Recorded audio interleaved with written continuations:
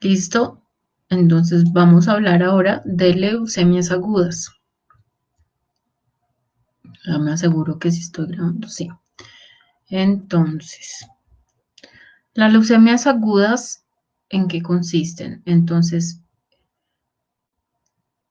importante saber que los trastornos proliferativos, los síndromes displásicos, si no son tratados a tiempo, recordemos que estas dos patologías pueden los pacientes llegar a durar desde días hasta años con esta patología e incluso no darse cuenta en el caso de trastornos proliferativos, porque son células maduras que están funcionando con normalidad. Lo único es la normalidad en cantidad.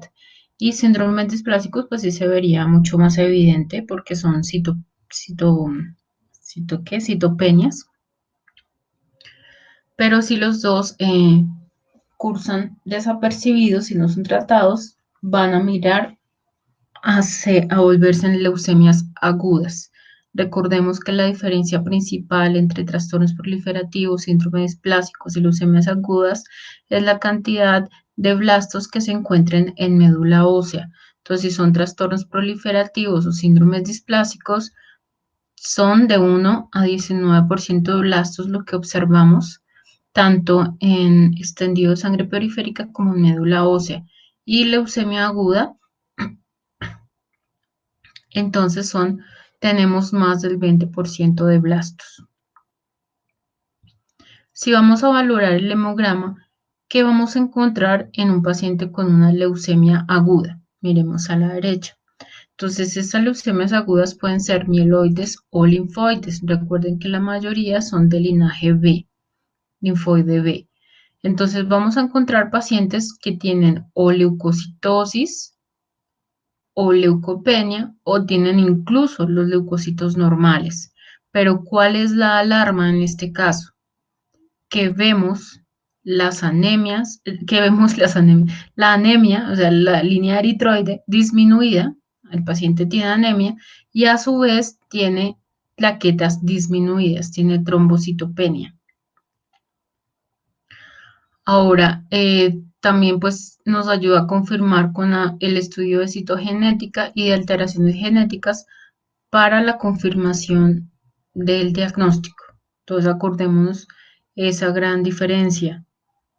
Cuando son neoplasias proliferativas, leucocitos aumentados, rojos y plaquetas posiblemente también aumentados. Displasias, lo que tenemos citopenias, una, dos o tres líneas disminuidas. Y en el caso de la leucemia aguda, tenemos leucocitos o disminuidos, normales o aumentados, pero la gran alarma es que tenemos anemia y plaquetas bajas. Y aparte de eso, pues vamos a ver más del 20% de blastos. Entonces, importante repasar y recalcar que las leucemias agudas tienen más del 20% de blastos en médula ósea. Puede que en extendido de sangre periférica veamos menos de 20, pero recuerden que el diagnóstico confirmatorio es en médula ósea. Vamos a hablar entonces primero de las leucemias mieloides agudas. Existen también clasificación según la FAB y según OMS. FAB hablamos de una clasificación desde la M0 hasta la M7. Ahorita no las voy a nombrar porque las vamos igual a ver de manera independiente una a una. Ahora, cuando hablamos de clasificación según la Organización Mundial de la Salud, realmente las leucemias agudas se dividen de la siguiente manera: con translocaciones citogenéticas recurrentes, con displasias multilinajes, leucemias mieloides agudas y síndromes mielodisplásicos asociados a tratamiento, leucemias mieloides agudas no clasificadas en otra categoría, en las que vemos la mayoría.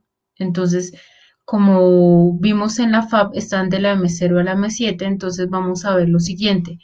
Si vamos en un orden M0, M1, M2, se ha visto que la translocación 821 que vemos en la parte de arriba es un poco similar a la morfología de la M2, M4, M5A. En la M4, en el caso de la M4 existe una variante EO que es la misma que vemos arriba como inversión 16 o translocación 16. Vemos también la M5A, M5B, que es monocítica, M6A, M6B, que es eritroide. Ahorita igual vamos a verlas una por una, pero es que quiero que me entiendan un poquito la idea. La promielocítica no aparece con ningún número. Sería el M3 en caso de que habláramos de FAP, pero realmente la Organización Mundial de la Salud no habla de M3, sino habla de la promielocítica como translocación 1517 que la vemos arriba. Entonces, para que me logren entender un poquito la idea, en la M5 se han encontrado aberraciones 11q23 genéticas. Y pues es la idea. De igual más adelante también vamos a hablar en qué consiste la leucemia bilinaje o binfenotípicas de linaje ambiguo. Entonces, para que sepan realmente cómo es la clasificación. Si hablamos de FAP, van de M0 a M7. Si hablamos de OMS, hablan de translocaciones, displasias multilinajes asociadas a tratamientos no clasificadas y de linaje ambiguo. Entonces, cuando empiece a explicar una a una, van a ver que yo hago una relación, una mezcla entre la morfología o la numeración de FAB M0 a M7 en conjunto con las translocaciones citogenéticas recurrentes para que vean la relación entre las dos clasificaciones de una vez. Listo, cuando estamos frente a blastos, la única manera de lograr identificar de manera morfológica si estamos frente a una línea mieloide es observar bastones de Auer.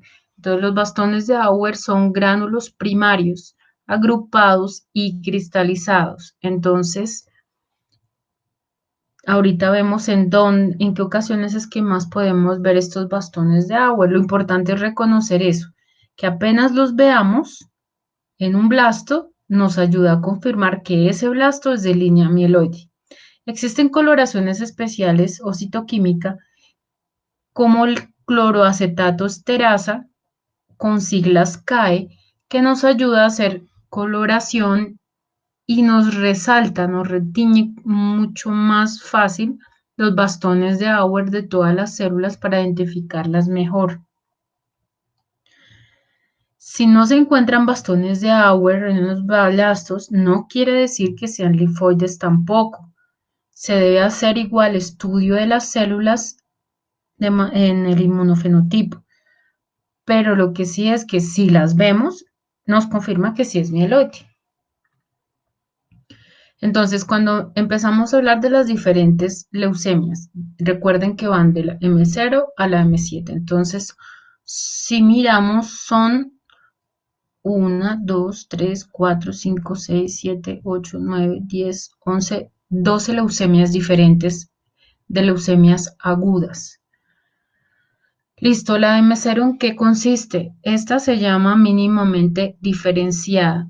Se observa que son pacientes que tienen leucocitosis y cuando se ven la muestra tienen más del 90% de blastos. Entonces ahí se dan cuenta, por ejemplo, en las láminas que ya tienen por ahí para hacer el reporte extendido de sangre periférica. ¿Qué encontramos? Que tienen marcadores CD34, recordemos que son de las células inmaduras, los blastos, y tienen marcadores CD33 y CD13 que nos ayuda a identificar que es mieloide. Pero si le hiciéramos marcador MPO o citoquímica MPO, esterasa o PAS, nos va a salir la citoquímica negativa, que es lo que nos hace dudar realmente sobre si sí es perfectamente mieloide o no. Ahí nos está confirmando por marcadores que sí son mieloides, pero nada más. Ahora, la M1 es leucemia mieloide aguda sin maduración morfológica. Entonces vamos a ver también pacientes con leucocitosis y que cuando vemos la lámina tiene más del 90% de blastos. Si miramos marcadores, es un CD33, CD13, CD34 positivos, acordémonos por qué. CD33, CD13 marcador mieloide, CD34 positivo de blastos. Es MPO positivo, mieloperoxidasa, y si hacemos la citoquímica son bastante, eh, la MPO bastante, digo yo, mira, es una MPO débil, pero también puede ser marcar la positividad de esa citoquímica realmente. Entonces, lo único que nos diferencia entre la M0 y la M1 es realmente la citoquímica. Pero recordemos que esta era la clasificación que se hacía en la FAB, que era solamente entre morfología y citoquímica. No teníamos, en esa época no había marcadores ni genética como los que existen actualmente. La M2, ¿en qué consiste? Esa M2 se llama leucemia mieloide aguda con maduración morfológica. Quiere decir que recordemos que todas estas deben tener más del 20% de blastos. Entonces, aparte de que tenemos ya más del 20% de blastos, más del 10% de las células son maduras y de línea mieloide. Entonces vamos a ver marcadores diferentes, CD34 porque hay blastos, CD33, CD13 porque son mieloides y CD15 porque también hay células maduras. El CD45 también es de células maduras. Pero si hablamos de Organización Mundial de la Salud, se asemeja mucho, no quiere decir que es la misma, aclaro, se asemeja mucho a la leucemia mieloide aguda con translocación 821. La leucemia M3 es la leucemia promielocítica. Esa leucemia promielocítica entonces tiene más del 20% de blastos y aparte de eso, del 60 al 80% de las células son promielocitos. Si miramos marcadores, entonces ya sabemos, el marcador CD34, perdón, CD34 cuando son inmaduras, MPO, CD33, CD13, cuando es mieloide, y CD64, que es lo que nos ayuda a identificar que realmente estas células son promielocitos. CD117 también es de inmadurez. Si le hacemos la citoquímica, va a salir supremamente positiva la coloración de mieloperoxidasa. Ahora, si hablamos de Organización Mundial de la Salud, está relacionada con la translocación 1517. También pueden hablar no solo como translocación 1517, sino la nombran como PML rara.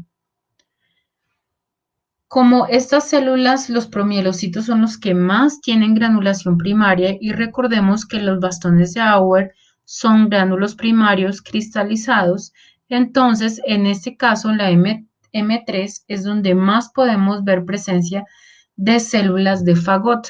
Las células de Fagot son bastones de Auer en empalizada o muchos bastones de Auer en una sola célula, en pocas palabras. Importante estos pacientes con leucemia mieloide aguda tipo promielocítica, porque debido a esa granulación puede ocasionar coagulación intravascular diseminada en los pacientes y tienen tendencia a hemorragias masivas. Entonces, importantísimo, apenas detectemos un paciente de estos, lo remitamos de inmediato al médico o urgencias. Existe otra leucemia que es M3, o sea, promielocítica, pero con V, que es M3V, leucemia promielocítica variante. ¿A qué se refiere esa variante? A que las células son hipogranulares, son microgranulares, porque realmente se ha visto que sí tienen harta granulación, pero son muy pequeñas y no se ven morfológicamente. Pero entonces por eso realmente por morfología se les diría que son hipogranulares. tienen más del 20% de blastos, pero resulta que empezamos a ver células que parecen blastos, pero son con núcleos bilobulados o reniformes. Entonces se pueden llegar a confundir con linaje de monocitos. Pero tengamos presente que de pronto esporádicamente podemos ver promielocitos con granulación usual. Entonces recordemos y empezamos a ver muchas células binucleares que podemos estar frente a una variante hipogranular.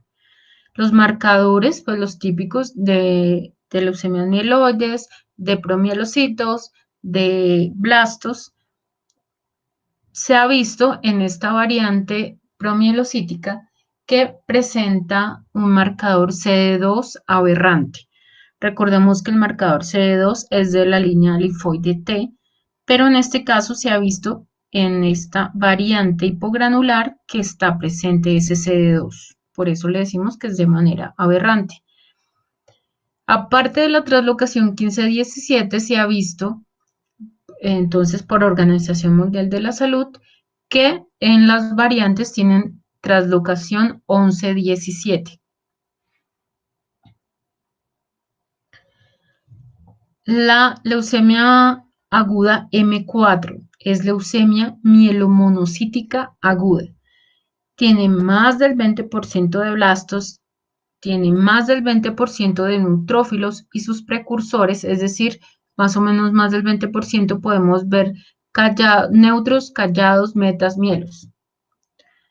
Y más del 20% es monocitos o precursores de monocitos, entonces podemos ver promonocitos y monocitos también.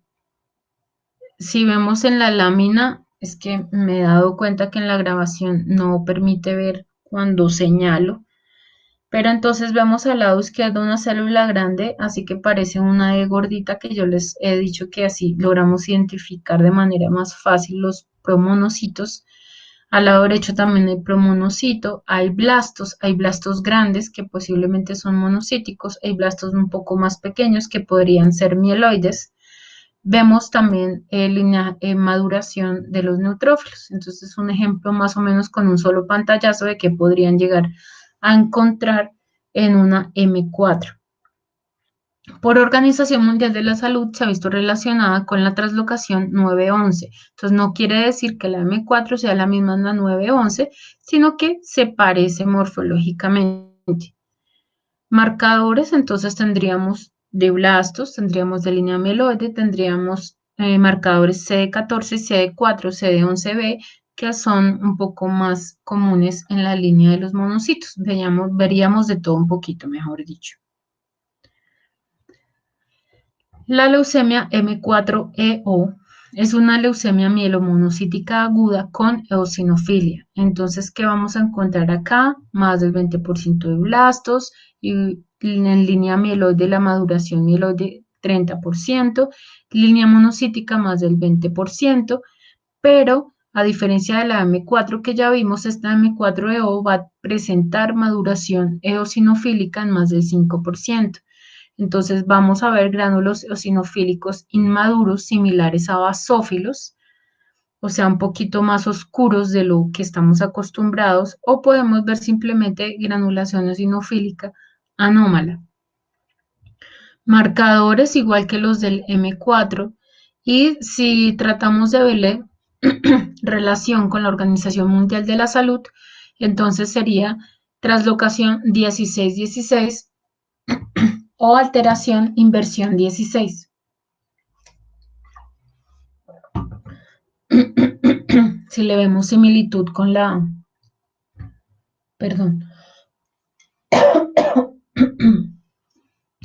si le vemos similitud con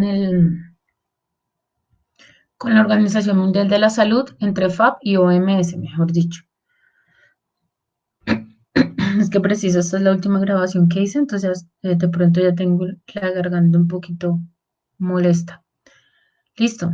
Entonces, ahora si hablamos de la leucemia basofílica aguda, realmente como tal ese nombre casi no se maneja, pero que lo hemos relacionado en el caso de Organización Mundial de la Salud con la translocación 6-9. Entonces, ¿qué pasa? Algunas leucemias, aparte de las translocaciones usuales, si también se encuentra una translocación 6-9, es porque aparte de todo también tiene basofilia en otra clase de leucemias. Se ha visto en esta leucemia basofílica aguda que se presentan lesiones líticas o destrucción ósea. Y de los marcadores, aparte de los inmadurez, mieloide, de todo un poquito se puede ver, también se ha encontrado el marcador CD123. La leucemia M5A es la leucemia monoblástica aguda. Vamos a ver más del 80% que son blastos y si le hiciéramos la coloración de citoquímica esterasa daría muy positiva, lo que nos confirma que todos estos blastos son de línea monocítica. Si le hiciéramos marcadores, pues hacen marcadores como tal de los monocitos que recordemos que tienen marcadores mieloides y a la vez CD14, ahí ese CD4 no es. No, sí, CD4, perdón, estoy equivocada. CD4 y citoquímica confirmatoria para, recordemos que es para elegir los paneles para inmunofenotipo. En caso de que llegáramos a encontrar translocación 816, se ha visto muy relacionada con la eritrofagocitosis también. Entonces vamos a tener, los blastos son mucho más grandes, pero si vemos, es posible que no los diferenciemos de los blastos mieloides morfológicamente. Leucemia aguda M5B es la leucemia monocítica aguda. Esta monocítica, la primera M5A, la leucemia monoblástica aguda. No sé si lo dije bien ahorita. Y la M5B es monocítica aguda. Monocítica, o sea que las células que tiene son un poco más maduras. Entonces tiene más del 20% de blastos y el 80% del resto de las células son promonocitos o monocitos. Entonces, vemos menos del 20% de las células va a ser de componente granulocítico o mieloide como tal. Los marcadores, todos los usuales de la línea de los monocitos y citoquímica, la esterasa daría también muy positiva. Típico en nuestros pacientes las infiltraciones gingivales, que da alarma también. Recordemos que las M5 y la M6 son de las agresivas, leucemias agresivas para los pacientes y también si presenta eritrofagocitosis puede encontrarse la translocación 816. Entonces aquí en esta imagen podemos ver un poquito más fácil cuáles son los promonos y cuáles son los monos. La M6A es la eritroleucemia mieloide eritroide. Entonces, como su palabra lo dice, tanto tiene el linaje mieloide como eritroide. Entonces, hay más del 20% de mieloblastos que son positivos para MPO y más del 50% de células de la línea eritroide. Entonces, vamos a ver marcadores tanto mieloides como de la línea eritroide. Recordemos la glicoforina A y CD71. Si hiciéramos citoquímica, la MPO y PAS darían muy positivas. Entonces recordemos cuando les mostraba en clase también cómo se podría diferenciar de manera morfológica cuáles son los blastos de línea mieloide y cuáles de línea eritroide y que la línea eritroide tiene un tono mucho más basófilo y el núcleo presenta mucha más condensación en la cromatina, a diferencia del mieloide. Se ven mucho más fácil los nucleolos en la línea mieloide, casi no se ven nucleolos en la línea eritroide. La M6B es la eritroleucemia eritroide pura, o sea, más del 80% son blastos de línea eritroide. Entonces, los marcadores son los principales, tendría marcador CD34 de inmadurez, la citoquímica sería positiva para PAS y negativa para la MPO. La leucemia M7 es la leucemia megacarioblástica. Entonces, esta leucemia aguda megacarioblástica la identificamos más si vemos médula ósea como tal. ya que ahí es donde vamos a ver los megacardioblastos. Hay más de 50% de megacardioblastos, a no ser que hayan megacardioblastos más pequeños y se puedan, pues sí, encontrar en extendido de sangre periférica. Recordemos que tendríamos marcadores CD34 de madurez y marcadores de plaquetas de la parte de megacarioblástica, CD41, CD61 y CD42. La M7, entonces, esta leucemia megacarioblástica, como podríamos ver en el extendido de sangre periférica, lo que podríamos ver de pronto son micromegacariocitos. ¿Cómo los podemos identificar? Son blastos grandes que tienen de pronto un poquito sobresalido algunas partes del citoplasma, como chichoncitos en pocas palabras. Pueden estar también rodeados de plaquetas o, en el caso de la imagen principal central, pueden tener como proyecciones citoplasmáticas o como yo asemejo esas proyecciones como cuando vemos fotos solares.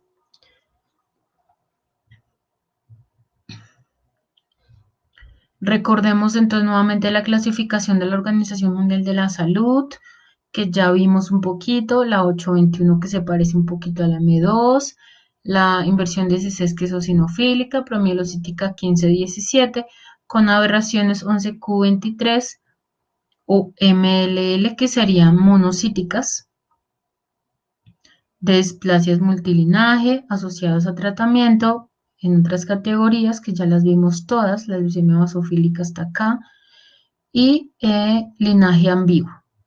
¿Qué quiere decir estas de linaje ambiguo? Entonces resulta que cuando hay un paciente con una leucemia aguda, tiene muchos blastos y le hacen el inmunofenotipo y encuentran algo curioso como lo siguiente, entonces, en la parte de arriba es para mostrar que lo que tenga los muñequitos azules es de línea linfoide y los que tengan de color rojito el muñequito es de línea mieloide. Entonces vamos a ver un ejemplo del lado izquierdo, que sería una leucemia con linaje híbrido. Hay que tener claro que estas dos serían del mismo clon, o sea, la misma célula se empieza a multiplicar. Híbridas es cuando más del 10% de las células, al hacer el análisis de inmunofenotipo, tienen tanto marcadores linfoides como mieloides. Y bifenotípico sería que una que otra son híbridas y hay una buena porcentaje que son linaje linfoide y otro buen porcentaje que es linaje mieloide. Entonces, allí, entre más alteraciones, más mezclas extrañas veamos de marcadores en las células de los pacientes, pues serán también de peor pronóstico cuando se haga el tratamiento con quimioterapia, porque no son diagnósticos definidos y de tratamientos que normalmente se estudian. La translocación y la alteración 11Q23 o MLL que estábamos hablando que pueden aparecer en las monocíticas, resulta que esta alteración genética está también muy relacionada con mal pronóstico. Entonces se ha visto también presente en leucemias con bilinaje y de diferentes clones que están mutando. Entonces son de bilinaje, quiere decir que son mixtas en su totalidad. Mitad de las células que se ven o de los blastos son de linaje linfoide y la otra mitad mieloide. Listo, ya acabamos con las más largas que eran las leucemias mieloides agudas. Ahora vamos a hablar de las leucemias linfoides agudas, que es mucho más corto. Las leucemias linfoides agudas, si hablamos por clasificación FAB, se dividen solamente en tipo L1 y tipo L2. Serían leucemia linfoide aguda L1 y leucemia linfoide aguda L2. Por Organización Mundial de la Salud, entonces hablamos es de leucemias linfomas. Leucemia linfoma linfoblástica de precursores B o de precursores T. Básicamente es ese. Recordemos que la leucemia linfoide aguda es la que es más frecuente en niños y se ha visto relacionada con la translocación 12-21, que es de buen pronóstico para el tratamiento. ¿En qué consiste la leucemia linfoide aguda L1? Son linfoblastos pequeños, casi que pueden asemejar el tamaño de un glóbulo rojo, un poquito más grandes, no tienen nucleolos visibles y normalmente pues recordemos que son más del 20% de blastos y de resto nos encontraríamos con linfocitos maduros, pero los blastos son pequeños. La leucemia linfoide aguda tipo L2 son linfoblastos grandes con nucleolos visibles y más del 20% de blastos.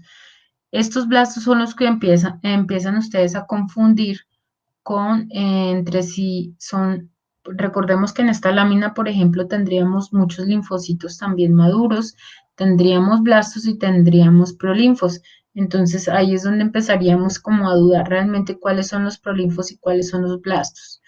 Si vemos estos blastos, podrían verse similares a una leucemia aguda de linaje mieloide. Lo único que nos ayuda de pronto a dar guía es las células maduras que las acompañan como tal cuando hacemos la valoración general de la lámina, para sospechar si de esos blastos son de linaje linfoide o mieloide, dependiendo de qué más células tenemos en la lámina. Eso nos ayuda. Entonces, si vemos, digamos, con un solo nucleolo, podremos llegar a sospechar posiblemente por morfología que es un prolinfo, pero ya cuando están más grandes y tienen más de un nucleolo, pues nos ayuda a confirmar que realmente es un blasto.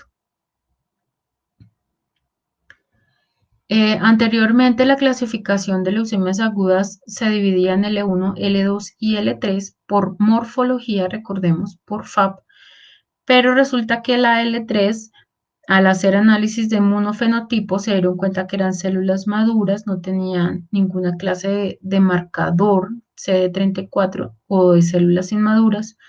Por eso es la que vemos en las clasificaciones de neoplasias proliferativas, que es la tipo Burkitt.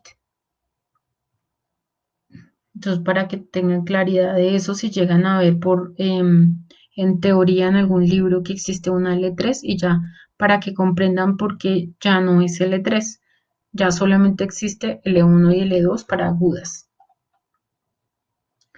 Recordar nuevamente marcadores, si es de linaje B, CD19, CD20, CD22, plasmocitos, PCA1, CD38, CD138, Surface IG de inmunoglobulina, línea T, CD2, CD3, CD7, Natural Killer CD3, principalmente CD56.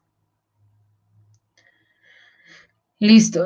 Como información general, entonces, si intentáramos hacer como un resumen de las agudas y que nos ayudara como a diferenciarlas, entonces, si estamos frente a una, posiblemente a una leucemia tipo M0, M5, M6 o M7, que muy posiblemente vamos a encontrar solo blastos. En estos casos, pues no vamos a encontrar bastones de Auer. ¿En dónde sí podemos encontrar bastones de Auer? En la M1, M2, M3, que acordémonos que es la principal, en donde podemos encontrar muchos bastones de Auer, como en la imagen de abajo, que encontramos posiblemente células de Fagot. Tampoco consideren que eso se encuentran un montón porque no es así, realmente son esporádicas. Y la M4. En todas ellas podemos llegar a ver bastones de Auer. Y en las leucemias linfoides, recordemos que no vamos a ver bastones de Auer. Una tablita como que condensa el resumen de la citoquímica o coloraciones especiales, según la clasificación FAB. Entonces vamos a ver lo principal, serían la negro Sudán, Paz y ANAE, que están, las expliqué en la primera grabación de generalidades de leucemias. Y entonces, ¿qué vamos a ver? En el caso de la M3, recordemos que las coloraciones o la citoquímica como tal se hace únicamente cuando tenemos más del 80 o 90% de blastos en la lámina, que no nos permite por morfología identificar qué clase de linaje es. Entonces, para ayudar a identificar o a elegir el panel de marcadores de inmunofenotipo, es muy útil utilizar estas coloraciones. Entonces, el negro Sudán nos ayudaría a confirmar una M3, ya que es muy positiva. Paz nos ayudaría a confirmar una M6, que tal vez por morfología no lo necesitaríamos tanto, pero sí nos ayudaría a confirmar que fuera, si es linfoide, porque acordémonos que el PAS es linfoide. Entonces, cuando estamos frente a un montón de blastos, no sabemos si es mieloide o linfoide, usamos negro Sudán y PAS en otra lámina. Y la coloración de ANAE o esterasa nos ayuda a identificar la M5, que es la monocítica. De resto, pues como podemos llegar a tener una mezcla de muchas clases de líneas y células y maduración, pues vamos a ver de diferente manera y positividad todas las diferentes coloraciones. Por eso se sugiere utilizarlas únicamente cuando tengamos muchos blastos. Esta tabla entonces ya es como el resumen puntual para que les ayuda una a una tener a la mano esta tabla, que la tienen en la guía que yo les entregué también al inicio del semestre, y les ayuda a ver una a una la diferenciación de todas las leucemias agudas. Signos y síntomas. Entonces acordémonos que el hemograma en este caso, la alarma de los pacientes es que tienen leucocitosis usualmente, pero ya empiezan a presentar blastos en caso de que, digamos, el paciente tenga leucocitos normales, pero empezamos a ver blastos. Y aparte de eso, recordemos que lo importante para ayuda diagnóstica es que el paciente ya tiene anemia y tiene plaquetas bajas. Entonces, el hecho de que tenga anemia, pues ayuda a mostrar los signos y síntomas como tal de una anemia: debilidad, cansancio, palidez. En el caso de que tenga leucopenia, cuando hay pancitopenia como tal, leucopenia con neutropenia, pues el paciente puede tener infecciones recurrentes. Puede llegar a presentarse esplenomegalia o hepatomegalia, pero recordemos que estos son eh, típicos más de neoplasias proliferativas. Y la trombocitopenia es lo que hace que el paciente tenga hemorragias de diferente clase. Se pueden llegar a ver en las leucemias agudas lesiones inespecíficas de piel y fiebre. Entonces hay que tener presente en esa parte, cuando empezamos a ver esas como presencias de lesiones o ronchas, manchas, lo que sea en la piel que no logran ser identificadas. Es importante siempre, como mínimo, hacer un hemograma para evitar esta clase o identificar a tiempo estas leucemias. Acordémonos que estas leucemias inician pues con la proliferación y mutación de una célula anormal.